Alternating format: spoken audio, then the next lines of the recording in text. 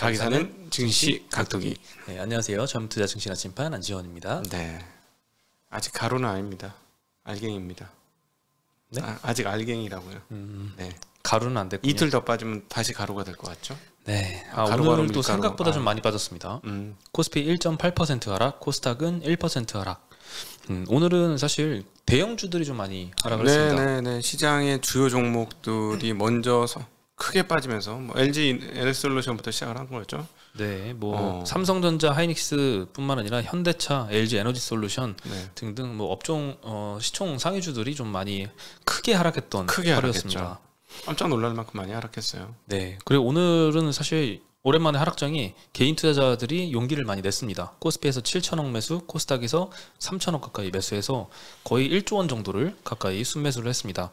안타깝게도 외국인은 계속 팔고 있습니다. 코스피에서 2,300억, 코스닥에서도 1,500억 이상 매도를 정말 많이 하고 있고요. 네. 환율은 다시 1,300원까지 왔습니다. 1,299원으로 마감을 했습니다. 오늘은 아시아 증시 전반적으로 안 좋았는데요. 일본도 한 1% 가까이 빠졌고요. 홍콩은 한 1.8%, 우리랑 비슷하게 좀 빠지고 있고 상해도 한 0.8% 정도 빠지고 있습니다. 홍콩 항생이 4%나 빠지네요. 네, 엄청 빠지네요. 그 위주로 많이 빠지죠. 네. 오늘 업종에서는 기계 섹터가 어제에 이어서 업종 1위를 이었습니다. CS 윈드 지금 이틀 연속 신재생 관련주들이 좀 좋은 모습 보이고 있고요. 네. 두산 에너빌리티 5.6% 상승했습니다. 원전주도 이틀째 지금 상승하고 있습니다. LIG 넥스원도 1.2%, HSD 엔진도 1.2%. 오늘은 좀 조선 기자재들 중에 좀 많이 올랐던 종목들이 많았어요. 막판에 밀리긴 했지만 장 초반에 조선주들이 대체적으로 좋았죠. 네. 그렇죠. 장 초반에 정말 막 기자재 중에서 LNG 밸류체인은 막 6% 이렇게 급등하는 종목도 많더라고요. 그렇지, 이게 맞지 이런 생각이 들었어요. 근데 왜 빠져? 이러면서 또 한국에 희망이 없음. 짜증 나는 거야. 진짜. 네, 지금 모두가 짜증나죠. 네. 섬유유복도 오늘 FNF가 3.2% 오르면서 2위 기록했고요. 유통업이 3위를 기록했는데 호텔신라가 4.4%나 올랐습니다. 네, 드디어 면세점. 면세점 중에 이제 29일 오늘부터 김포공항에서 롯데면세점, 신라면세점이 2년 3개월 만에 영업재개를 한다고 합니다. 진짜. 이거는 2020년도 3월달에 코로나 딱 그때부터 영업정지돼서 이제 풀리는 겁니다. 네. 네, 참 축하할 일이네요. 축하할 일이죠. 네. 그리고 삼성물산도 4%, BGF 리테일도 2.7% 상승을 하면서 유통 섹터가 오랜만에 좋았습니다. 사람들이 해외여행 못 가서 몸이 근질근질해서 미치려는 사람들이 주변에 점차 생기는 것 같은데요. 네. 근데 또 여행을 다 사실 그동안 많이 눌려왔어서 떠나야 될 시기인데 요새 물가가 너무 비싸가지고 쉽게 가기가 힘들죠. 사발면 들고 가면 되지. 비행기 값이 또 많이 올랐잖아요. 비행기 값이. 네. 그건 어떻게 깎을 수가 없네. 깎을 수가 없죠. 어디 들렸다 여기다 들리는 거 없나? 완행처럼? 그래도 비싸죠. 네. 집에 있겠습니다. 네. 그리고 오늘 하락률 1위를 기록했던 업종은 운수장비 섹터입니다. 와, 여기 기아가 6% 하락, 현대차가 5.6% 하락. 엄청나게 빠졌어요. 예, 현대모비스, 현대위아, SL 다 3%대 부품주들도 많이 하락을 했고요. 조선주들은 그래도 아침에는 조금 크게 오르더니 마이너스로 전환해서 끝났습니다. 한국조선해양, 현대미포조선, 대우조선해양 다 0.2%, 0.4% 이렇게 조금 하락해서 마감을 했고요. 의료정밀 섹터에선 SD바이오센서가 4.7% 하락했습니다. 원숭이두창 관련주들이 좀 급등락 반복하다가 요새는 조금 다 하락을 하는 것 같고요. 철강금속 섹터도 업종 하락률 3위를 기록했습니다. KG스틸이 오늘 또 12% 하락을 했습니다. 쌍용차 인수 결정이 어제 되고 재료 소멸로 지금 이틀째 계속 하락하고 있고요. 2차전지 섹터 포스코홀딩스도 3.7%나 하락했고요. 현대제철 2% 하락. 포스코 케미칼이랑 헷갈렸네요. 포스코 홀딩스가 3.7% 하락했고요. 현대제철이 2% 하락했습니다.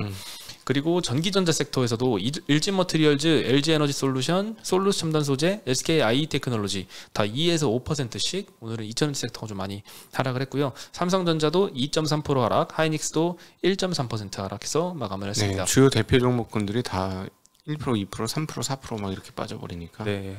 사실 외국인이 들어오나 싶더니 오늘 수매도를 좀 많이 했잖아요. 오늘 제조업이랑 운수장비 섹터에서 좀 매도를 많이 했습니다. 삼성전자 600억 팔았고요. 현대차 800억 팔았고, 기아도 650억 팔았고, LG엔솔도 거의 400억 정도 팔았고, LG화학도 600억 정도 팔았고. 네.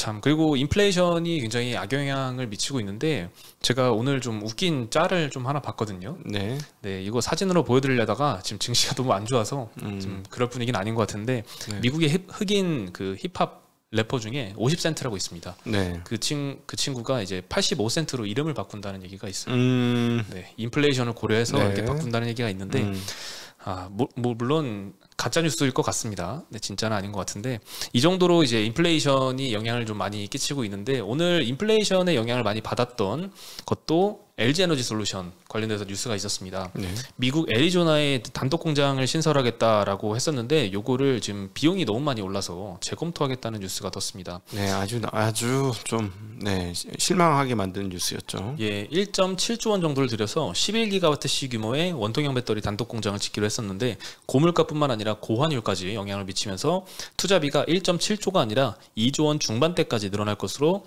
예상이 된다고 합니다.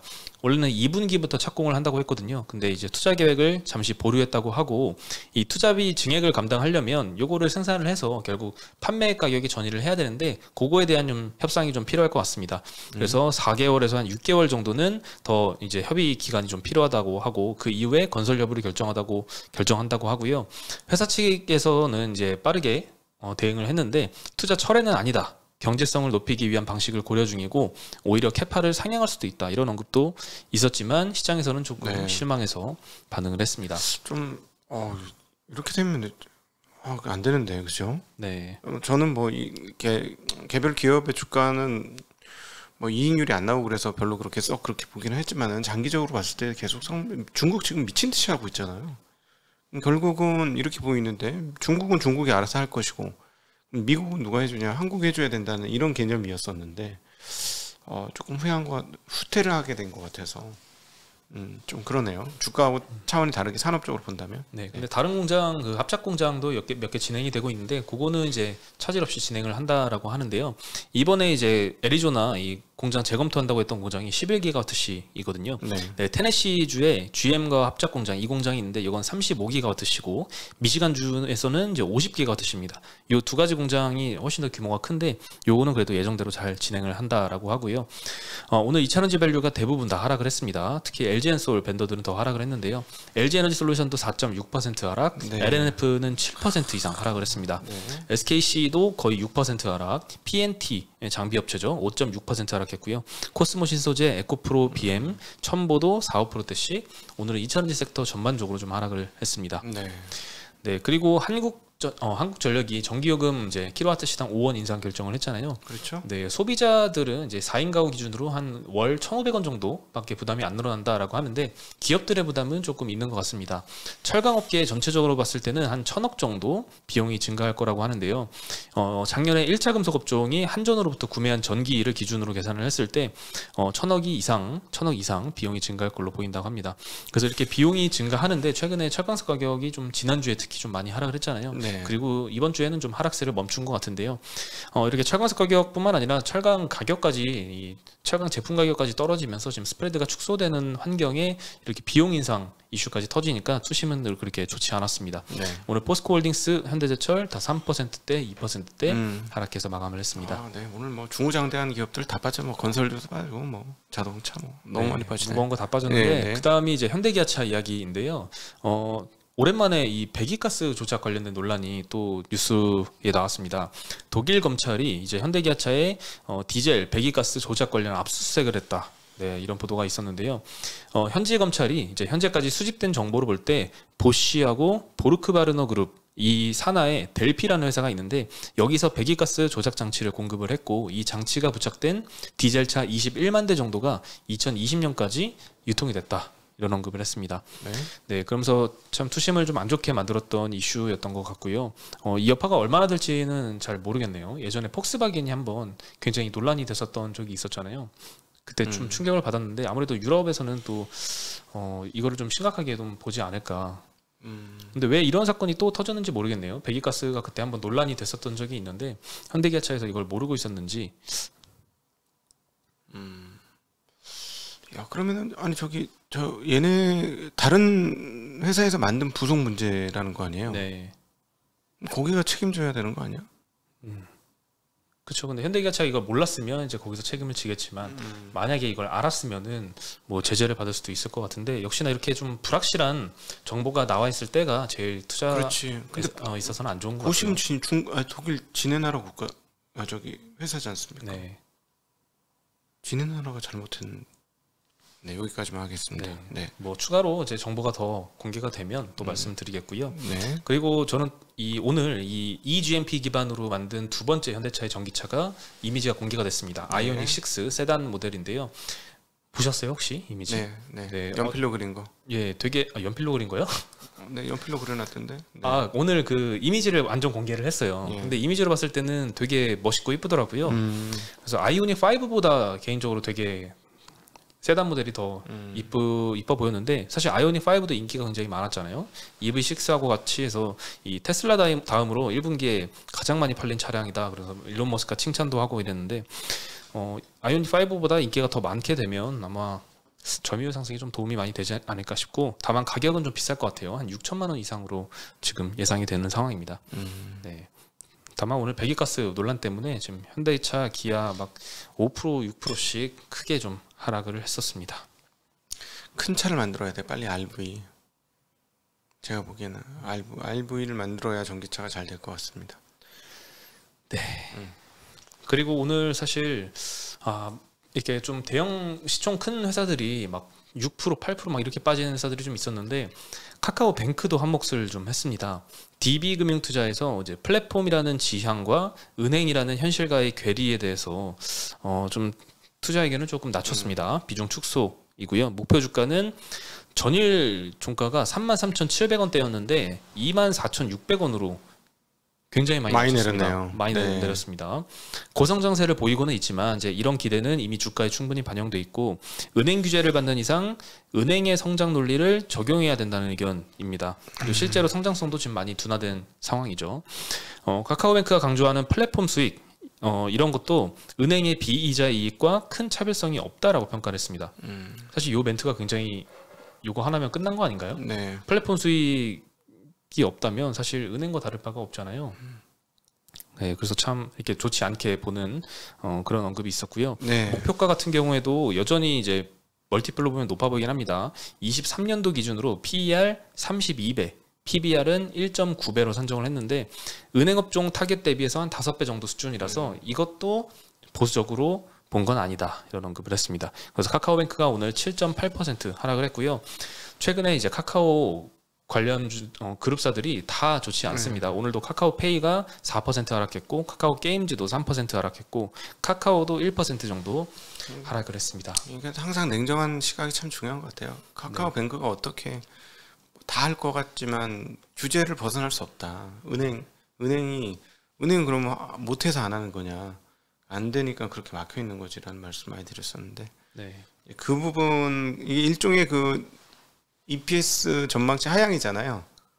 그러니까 이것도 이제 EPS 하향이 여러 회사에서 벌어지면은 마무리 국면이 되지 않을까 하는 생각은 드네요. 네.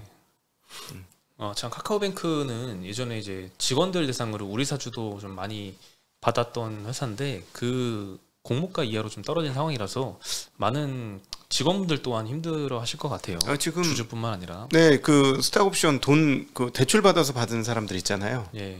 그럼 반대 매매 나온대. 그것도 좀 심각한 문제네요. 네, 그거가 반대 매매가 계속 나온다는 거. 주가 하도 많이 빠져가지고. 네. 작년에는 상상도 못했잖아요. 이거를 플랫폼 업체로 봐야 되냐, 은행으로 봐야 되냐. 대부분이 근데 플랫폼 쪽으로 좀 기울었던 것 같은데. 저희는 은행으로 보긴 했습니다. 네, 근데 저희 채널에선 얼마 안 돼서 이렇게 좀 확 바뀐 것 같네요 상황이. 네, 그리고 오늘 크래프톤, 카카오 게임즈도 목표가 하향 리포트가 나오면서 둘 다 좀 좋지 않았습니다. 크래프톤도 오늘 8.5%나 크게 하락을 했습니다. 유진투자증권에서 2분기 영업이익이 전년 대비 3% 감소한 1,690억 나올 것이다 라고 전망을 했는데 지금 컨센이 1,950억입니다. 많이 하회할 걸로 보고 있죠. 목표가는 43만 원에서 36만 원으로 하향을 시켰고요. 네. 모바일 부문에서 1분기의 성수기였던 화평정영의 매출 감소로 전분기 대비 매출 하락이 될 것이다. 하지만 이제 연말에는 신작 호러 게임의 PC, 콘솔 출시 예정이기 때문에 하반기 실적은 좀 기대해 볼 만하다라고 하는데 저는 이 모바일 부분에서 이 매출 감소가 예정이 된다는 게 조금 눈에 띄더라고요. 어저께 또 말씀을 드렸는데 그 코로나 이후에 한 11개월 만에 모바일 게임 이용자 수가 한 270만 명 감소했다고 하잖아요. 예. 네, 이게 좀 실적으로 이제 좀 그럼요. 나타나는 게 아닌가 싶습니다. 그러기 시작하겠죠. 네. 네, 그리고 카카오 게임즈도 리포트가 나왔는데요. NH증권에서 우마무스메 일평균 매출은 예상을 한 7억 정도로 했었는데 한 10억 정도 나올 거라서 3분기부터는 좀 기여를 할 것이다. 다만 이제 오딘의 매출 하락세를 감안해서 실적 추정치는 하향을 하고 아마 컨셉 미달할 것이다라고 전망을 하면서 목표가도 9만 원에서 7만 5천 원으로 하향을 했습니다. 네. 그래서 카카오 게임즈도 오늘 3.2% 하락해서 마감을 했습니다. 아유 카카오 아주 그냥 시장 물타기의 전형이네. 네. 네. 참 저번에 제가 그냥 농담식으로 뱉었는데 진짜 좀 필요할 것 같은 게 이런 멀티플 최소한 한 40배 이상 된 애들은 따로 시장을 이렇게 만들어 줬으면 어떨까 싶습니다. 참 안타깝습니다. 네. 네. 사실 LG에너지 솔루션 등등의 이런 기업들이 작년에 IPO했던 많은 플랫폼 업체들이 상장을 안 했다면 다른 시장에 상장하거나 지금도 과연 그 코스피 PER이 이 정도일까? 아닐 거예요. 그렇죠. 네. 훨씬 낮겠죠. 얘네들은 PER 엄청 올라갔지. 그럼요. 얘네들 규모가 큰 애들인데 시가총액 감안해 보면 시가총액을 10%도 넘게 차지하잖아요. 네. 부산에서 10% 맞나? 10% 정도 차지할 200조 되겠네요. 200조 넘을 거니까 그만큼 영향이 크죠. 네. 네. 그리고 마지막으로 5월달 글로벌 스마트폰 판매량 데이터가 나왔는데요. 9,650만 대 판매가 됐습니다. 전년 대비 10% 감소한 수치고 전월 대비로 4.4% 감소한 수치입니다. 2020년 5월 이후로 처음으로 월 1억 대를 하회를 했다라고 합니다. 좋지 않습니다. 본격적인 회복은 당분간은 좀 어렵다. 그리고 9월 이후부터나 가능할 것이다 라고 NH에서는 전망을 하고 있고요. 유럽 지역이 좀 많이 줄었습니다. 전쟁 영향 때문에 20% 정도 전년 대비 감소했고요. 중국도 17% 전년 대비 감소했지만 중국은 전월 대비로는 소폭 증가를 했고요. 인도가 사실 전년 대비 55% 크게 늘었는데 이거는 기저효과를 감안을 하면 6월에는 이렇게 되지는 않을 것이다. 그리고 삼성전자 같은 경우에는 5월 달에 2,160만 대 판매를 하면서 전년 대비 한 2.8% 늘었고요. 전월 대비로는 12% 정도 줄었습니다. 글로벌 점유율은 22%로 1위를 유지를 했지만 6월에도 인도의 기저효과 감소로 성장이 힘들고 하반기에는 좀 폴더블에 집중을 하는 전략을 좀 펼치고 있습니다. 네. 특히나 이제 현재 인플레이션 상황이 이제 휴대폰 섹터에도 굉장히 안 좋은 영향을 많이 미치고 있는데요. 특히 고가폰보다는 저가폰에 더 부정적인 영향을 미치고 있습니다. $100 이하의 이 저가폰 비중이 26%로 작년도에 최저 수준을 찍었다고 하고요. $600 이상 비중은 19%로 어느 정도 잘 유지를 하고 있습니다. 당연히 그래서 애플은 좀 계속 선방을 하고 있는 것 같고요. 다만 안드로이드 진영은 폴더블을 제외하면 딱히 이제 혁신이 없어가지고 교체 수요가 좀 둔화될 것으로 좀 전망을 하고 있습니다. 오늘 삼성도 한 2%대 하락을 했는데 핸드셋 업종은 그동안 좀 많이 빠져서인지 오늘은 뭐 특히 뭐 급락하거나 이런 모습은 안 보였고요. 뭐 인탑스, 파트론, 파인테크닉스 정도가 한 2%에서 4% 사이로 하락을 했고요. 캠시스는 오늘 6%나 상승을 했는데요. 지금 어제도 많이 올랐고 지금 최근에 좀 캠시스가 좀 많이 오르고 있어요. 왜 오르는지는 저도 잘 모르겠습니다. 예전에 그 삼성전기의 그 테슬라향 카메라 모듈 납품 소식이 나왔을 때 그때 좀 급등을 했었는데 최근의 급등은 이유를 잘 못 찾겠습니다. 제 생각에는 저기만 조금 구분될 것 같아요.